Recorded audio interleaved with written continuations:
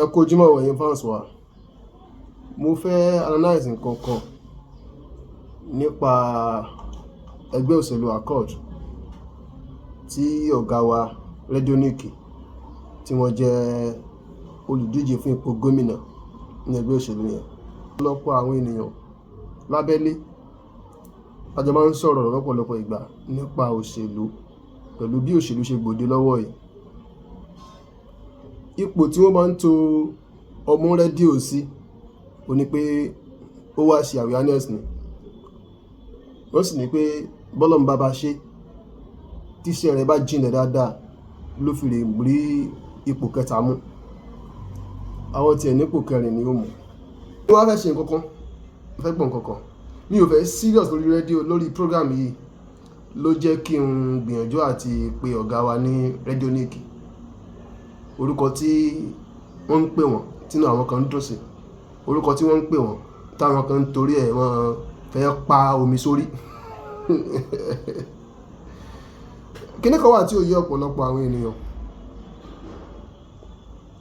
Bí o bá ṣe fẹ́ ga tó ló sì gbọ́dọ̀ gba ìgbémọ́ra tó.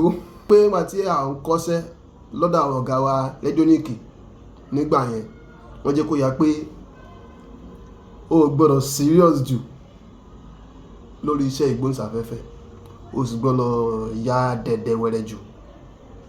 O máa sọ àwọn nǹkan kankan tó wá fẹ́ ṣe. Míì wà ajẹmọ́ kó fi live díẹ̀ sí kó fi bí àwàdà díẹ̀ sí. Ló fi jẹ́ pé ẹ rí pé program tí ọ̀gá wa ọmọ rédíò tí ó sábà máa ń ṣe lọ́pọ̀lọpọ̀ ìgbà, eléyìí tó jẹ́ program tó yẹ kó bá ẹ̀rẹ̀ lẹ́rù ń bẹ̀ gan, tó jẹ́ mọ́ ọ̀rọ̀ ìgbésí ayé ẹ̀dá àti ogun tó ń jà àwọn èèyàn tó ń mú wọn gbọ́n mi lójú wẹ̀rẹ̀wẹ̀rẹ̀wẹ̀rẹ̀. Aláyé ò ní gbé sílẹ̀ fún pé àwọn mẹ́kànlẹ̀ níbi táwọn kan ọ̀gá wa kan mọ́ ṣe nígbà kan tó jẹ́ pé bóyá program ọ̀gá wọn tún máa pírìsì side track tó lè bá ẹ̀rẹ̀ lẹ́rù tíọ́tíọ́tíọ́tíọ́ oríṣi àwọn nǹkan yẹn ẹ̀rí pé kò ní sábà ń ṣẹlẹ̀. Bí wọ́n ṣe fiṣẹ́ lé wa lọ́wọ́ nìyẹn, ó gbọ́dọ̀ máa gbé nǹkan kan sí ọ̀rọ̀ àwàdà. That's why so tí n bá pe ọ̀gá wa ní Radionik, a jẹ́ pé èmi náà ọmọ Radionik ni mi. Ṣùgbọ́n tí mo ń try láti sọ ni wípé ẹ dúró náà, kí ni àwọn tí wọ́n ń sọ pé ọ̀gá wa ṣe awareness, àwọn tí wọ́n ń sọ wípé ipò kẹrin ni ó mú, ipò kẹta ni ó mú, kí ni wọ́n rí? Kí ni èmi tí mo jáde ń sìn láti wá sọ̀rọ̀ kékeré tí mo fẹ́ sọ yìí, kí ni mo rí? Ẹ dúró, ṣé rí ká fọwọ́wẹ́wọ́ lọ́wọ́ fi mọ́ lágbo òṣèlú. Èmi ò mọ̀ dó mọ́ àwọn tí wọ́n jáde fún state honourable lábẹ́ òṣèlú Radionik o, lábẹ́ òṣèlú tí ẹgbẹ́ òṣèlú Radionik fẹ́ fi dìbò wọlé o. Mi ò mọ̀ dó mọ́ wọn o.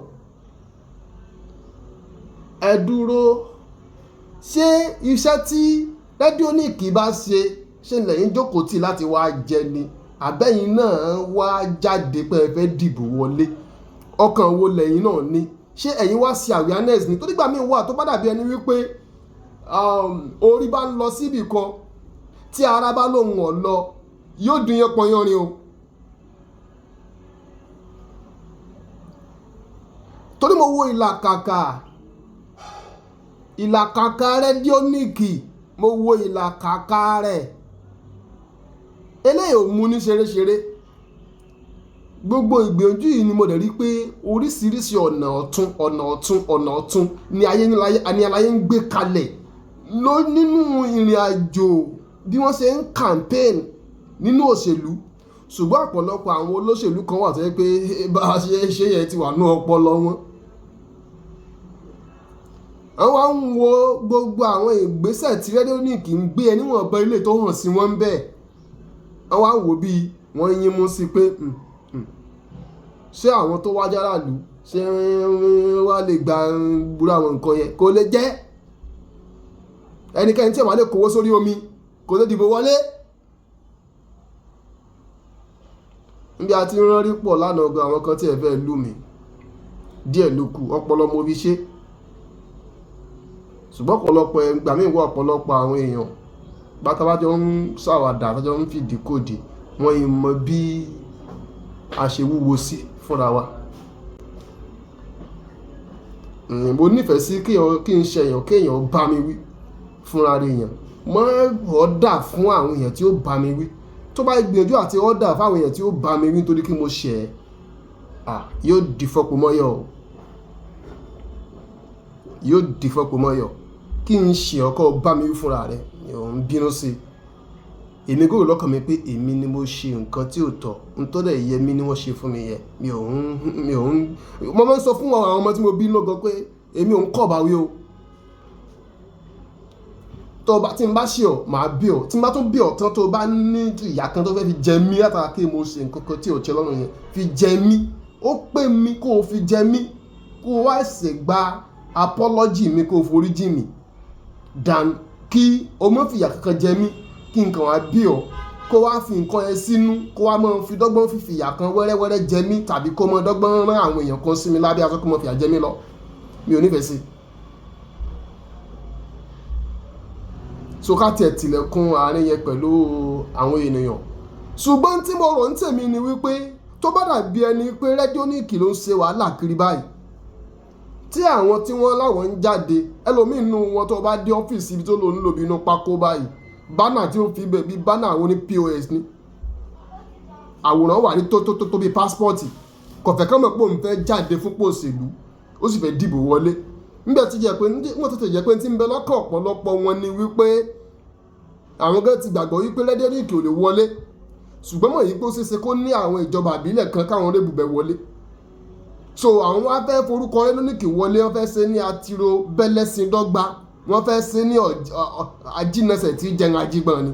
Ìmí inú wọn ò ṣèṣì ní èèyàn 20 lẹ́yìn tó sọ pé òun ló ní, kò léèyàn 20 tó lè fọkàn báyìí lórí pé èèyàn 20 yìí dá mi lójú. Tó bá lọ síbi ẹni campaign tàbí wọ́n lọ síbi nǹkan kan tó fẹ́ dàbí àpèjọ àwọn ènìyàn, òun náà wà á lù rẹ̀ lérò, àwa wọ first yellow, ó sì pẹ́ ní olùdíje torí kí wọ́n bá náwó. Gbàtọ́ pọ̀ lówó náà kí lọ jáde fún, fàyè sílẹ̀ fún àwọn tí ó jáde kó jáde, kí sí aláyé, kí sí Radionik lè bá yọ. Torí pé gbogbo gbìyànjú táwọn ń ṣe káàkiri, àwa gan tá à jáde fún po ọ̀nàdébù kankan, àmọ́ tójú wa ń rí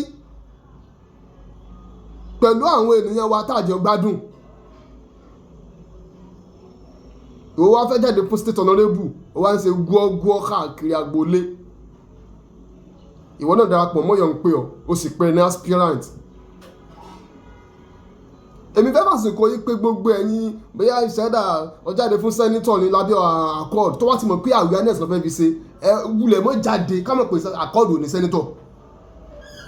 Tó bá jáde fún federal honorable tó wá ń ké bóyá ọkàn wá sí awareness ní tàbí pé àwọn ẹgbẹ́ ìṣòlú kan dọ́gbọ́n rán ẹ wá láti dọ́gbọ́n da sí aláyé tiẹ̀ gbọ́n náà.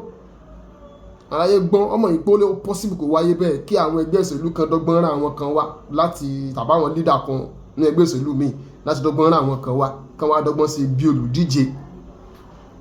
Irú wọn yẹn ti mọ̀, wọn ní sábà wọn ní jákúnra, ó ti mọ̀ pé wọ́n rán wọn wá ni. Wọn sì ní fẹ́ náwó wọn.